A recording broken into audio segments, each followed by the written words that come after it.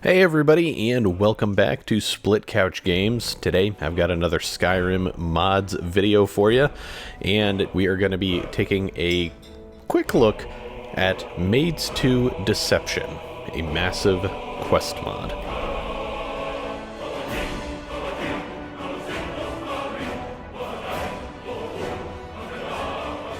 Now, one thing that I do want to get out of the way, and as you may have noticed in the title of this video, the content within I'm deciding to label as a preview. Now, that may or may not make sense to anybody that is familiar with this mod, considering that the mod has been released in its entirety. It was originally released in a episodic layout between April 28th, 2012, all the way through August 9th of 2016. So the full extent of the mod has been released up until this point, but like I said, I am calling this a preview, and that is mainly because I have not played through the entirety of this mod. Now, there are a couple different reasons for that. First and foremost, I am a very busy person. I have a full-time job and I do YouTube on the side just, as a for fun thing. It's kind of a hobby of mine, all that kind of stuff, as some of you may know. But the other reason is just simply that this mod, I'm kind of having a little bit of trouble getting super interested in it. It is a very beautiful and well done mod. It has, some quality craftsmanship, and it has some wonderful vistas that are added in as a part of it. However, that being said, the other reason is mainly because this mod has kind of a leaning towards the more fan service appreciative crowd. A lot of the outfits and women in the game are portrayed in such a way that is a little more revealing than the vanilla Skyrim, and it is done in a way that kind of makes sense, but at the same time you can kind of see that it was purely intentional. They do use a lot of custom models and textures and that kind of thing, so the women are going to be unnaturally beautiful in comparison to the vanilla female models throughout the rest of the game. And speaking from a console's perspective, that is a little bit of a problem. And that is mainly because the console version of this mod does take up a massive amount of space. So much so that you're gonna have a little bit of trouble fitting many other mods in with this mod, but we're going to get to that a little bit later. Now, to give you a little bit more detail on this mod itself, just reading straight from the mod page on the Skyrim Nexus, which is where the majority of PC mods are housed, the primary features of this are going to be 17 main quests with several offshoot side quests, a large underground complex with several connecting dungeons, a new land called Sky's Divide, which is a tropical dwarven fortress island that becomes accessible from the final quest onwards, a new dungeon tile set based on the Dwemer ruins of the Elder Scrolls III Morrowind, 114 interior cells and 16 world spaces, one new home, and another ship that can be obtained depending on the Dragonborn's actions throughout the duration of the quest. Approximately 13,000 lines of dialogue with branching paths that are completed by 79 different voice actors that voice over 116 characters. A maid management system that expands alongside the main quest line and allows players to hire up to 98 maids, have them serve as followers, and depart on missions to temporarily increase the player's stats while in a city or retrieve specific type of supplies. A companion with an optional friendship and romance system, new items including those from other Elder Scrolls games, optional enemy patrols in the Skyrim wilderness depending on the player's place in the main quest line, and one thing that I kind of took out of order and I'm putting at the bottom of this list is a feature that is not in the console version, and that is an optional brothel with dynamic economic system. Now, the inclusion of the brothel, as well as probably a handful of other features, would be my guess, have been removed from the console version of this mod. So the removed elements of this mod are obviously done to make the mod downloadable and applicable to Xbox One, because obviously Microsoft and or Bethesda have restrictions in place to prevent things like nude mods and other, risque or adult themes, which is something that, we've kind of gotten used to, at least most of us have, and frankly, it doesn't really seem like it takes anything out of the game. The only reason I even found out about it prior to reading the mod page was because there is a certain section of one of the more visited areas that is completely locked off. If you try to access it, it simply pops up with a window saying that this area of the game was removed in order to accommodate those restrictions. So with that information alone, I can tell you right now that if you are wanting the full experience of this mod, and it is an option for you to download and install it on a PC version of Skyrim, you may want to consider doing that. That being said, that really only applies if you're interested in those more adult aspects of this mod. I don't believe there is any nudity or anything like that that is incorporated with the PC version of this mod. However, I cannot speak to that. As I've said previously, I only have experience with this on the Xbox One. Now, going back to the mod itself, it is a pretty lengthy, mod. I've put in, I don't know, roughly 5 to 15 hours, somewhere in there. I've kind of lost track, to be perfectly honest with you, and I don't believe I even really got to the halfway mark. And again, that's why I'm primarily going to be calling this a preview. I don't personally think that anybody should take my full opinion on anything, regardless of my, level of exposure, but I definitely think that specifically if I have not fully experienced something, that people should take anything I have to say with a grain of salt. When it comes to enjoying, mods or, video games, movies, anything really, it is always very important for you as an individual to do your due diligence and research everything as best as you possibly can, getting information from various sources. Now, the story in Maids 2, Deception, it's a little difficult to describe for me, because on one hand, I feel like it is pretty well crafted. It does have a few lulls, I guess you could say. I did find myself at times kind of wishing that I would progress the story, but instead I was having to do some seemingly menial and unimportant things. Add to that the quality of the voice acting, which isn't necessarily terrible, but it's not great either. Some characters are really well done, while others aren't the best. And even the characters that are well done sometimes don't always have the best quality audio, and it kind of sounds as if like the one thing that they had to help dampen the sound was, a tin can or something. And I honestly feel like that's one of the biggest detracting points for me, is the inconsistency in the audio quality for the voiceovers. Now, this being a mod that obviously didn't make anybody any money, at least I would assume so, the quality is going to fluctuate because of that, and with how many different voice actors they had and or needed, it's understandable that not everybody would have professional quality audio. That being said, with a heavily story-oriented mod, I feel like you should at least do what you can. And I'm not saying that that was the case here. I mean, I'm sure they did everything that they possibly could to ensure a high standard of audio quality. But for me, when one of the main characters has varying sound quality and even kind of like a fluctuation depending on your progress, like early on the sound quality was pretty lackluster, but then it kind of improved over time, it makes it a little hard to get into it and stay involved.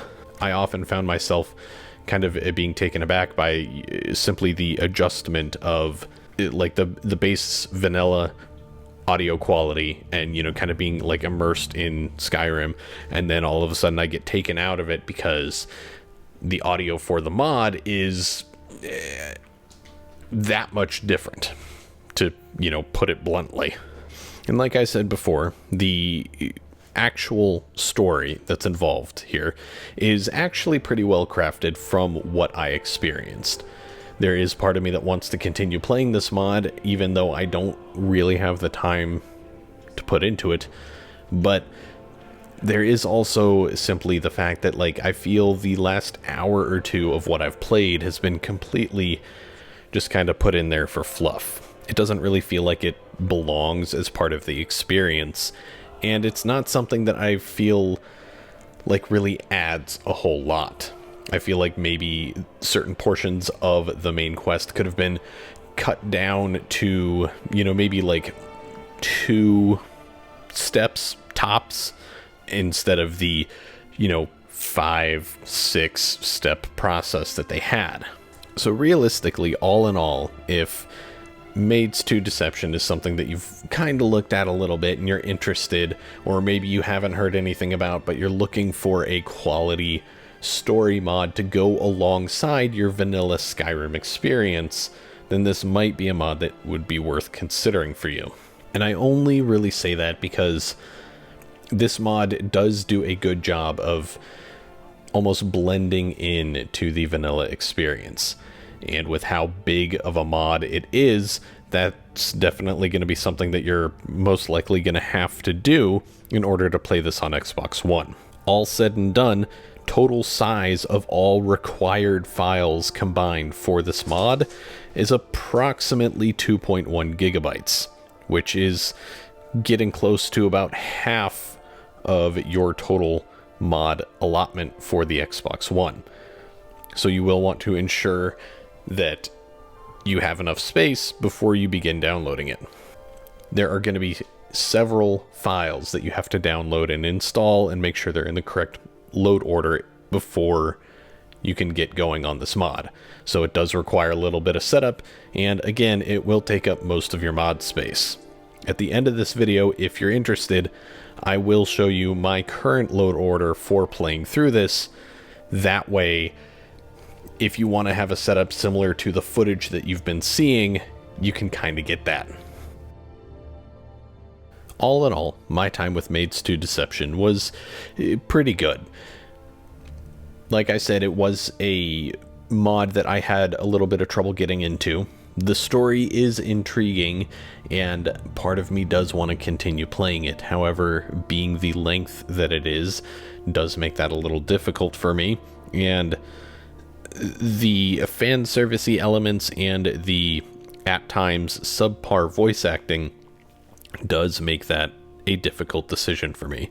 I know there are a lot of mods out there that I do want to experience, so I may come back to this one eventually, but right now, I think I'm going to have to put it aside. If my full opinions are something that you might be interested in, and you would like to hear my overall thoughts after I've actually finished the entire experience, then feel free to let me know down in the comments. If you enjoyed this video, give it a like, all that jazz, and if you're interested in my specific load order, then pay attention to the video and the audio, because that part is going to start right now. So as for the load order, as you can see here, got my load order screen up on the Xbox One, and for Maids 2 Deception, as I previously stated, it is going to take up a massive amount of space. I believe I previously said, according to the mod page on Bethesda.net, the main file was only 642 megs, and it was going to take up a total space allotment of 2.1 gigs. However, looking at my load order, list, I don't believe that's accurate. I don't know if there were updates to the file that maybe for some reason didn't, become available to me or something that made it smaller. I don't know, but looking at it, I can tell you right now that that was not true. So first and foremost, we got the unofficial Skyrim Special Edition patch. That should be plainly obvious to about anybody that's even kind of remotely familiar with modding at this point. But then we have the main Maids 2 Deception file, right below that. And then we have some environmental mods. We have Skyland, Lush Overhaul, Vivid Weathers, Wet and Cold. And then we start getting into some of the additional files that Maids 2 requires you to download. Now, it is important that you follow the directions in the descriptions of these mod files, because they do need to go in a very specific order, and if you don't follow that, your game is not going to work. So, like I said, you need the main file at the very top. Then I have the Maids 2 Deception Assets file, 1 of 3, Deception Assets 2 of 3, and Deception Assets 3 of 3. And now we have Deception Wild Encounters, which is an optional add-in. So it's not something that you're going to need to have, but it will enable special random encounters in the Skyrim overworld related to factions introduced during the quest line. So if this is going to be a quest mod that you play through, and you also maybe do some standard regular Skyrim stuff in there, you know, maybe you do the Thieves Guild quest line, this will kind of keep the presence of the mod there throughout your time with it. Then I have Realistic Water 2, Alternate Start, No Snow Under the Roof. And now we have the Maids 2 Deception General Compatibility plus Alternate Start patch. If you have Alternate Start, live another life, bleh, then you will need this particular patch in there. If you don't have it, again, it will not work. Same thing with Realistic Water 2.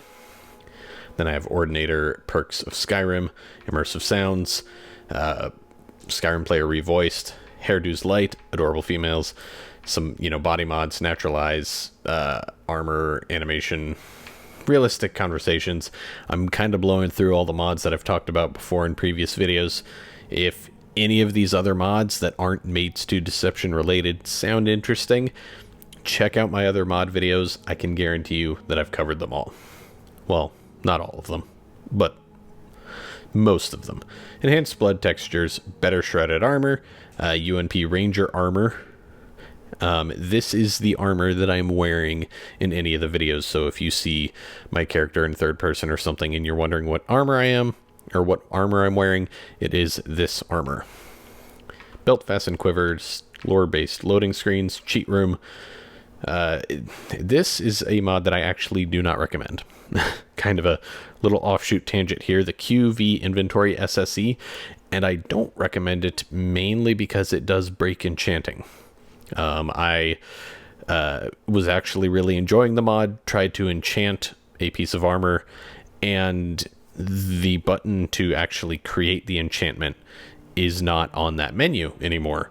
So you can't actually enchant any weapons or armor while using this mod, which kind of sucks, because I enjoyed it, because it kind of makes it, you know, similar to a PC interface if you were to use certain other PC only mods.